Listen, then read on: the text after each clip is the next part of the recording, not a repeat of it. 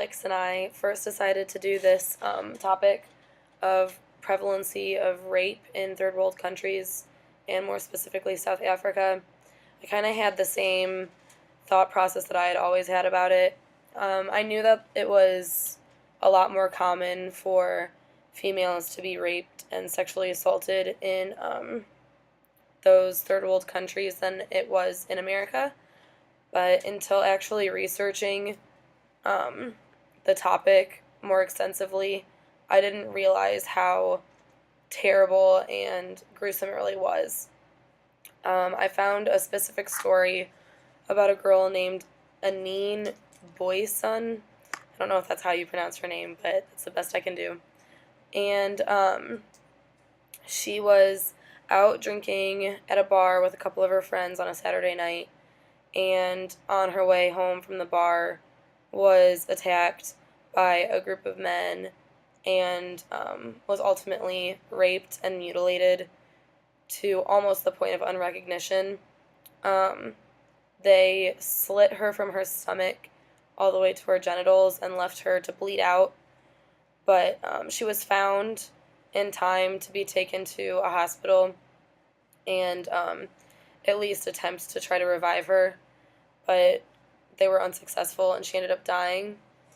But before she did, she was able to identify one of the perpetrators as one of her family friends, which really chilled me because as I started to read more, I heard that that was not very uncommon, and most of the sexual assaults happen within family members.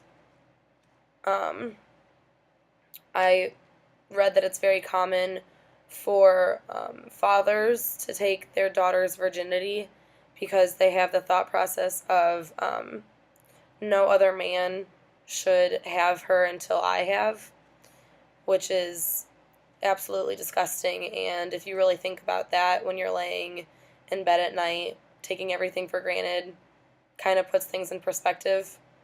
Um, my stakeholder is the girls that are being raped and on the receiving end of this tragic commonality of these third world countries. And unfortunately, it starts at a very young age.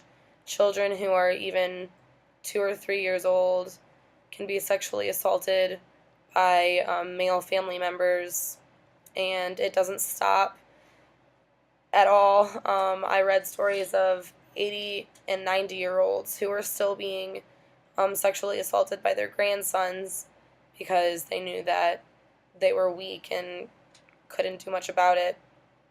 The statistics are absolutely horrible.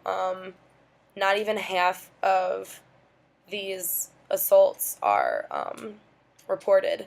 So more than half of these men aren't even being charged for anything, and the ones that do have to go to court and deal with all of these accusations, most of them only serve a couple terms in prison, not even life sentence. So the next question is, what kind of legal measures are they going to start to take to try to end this?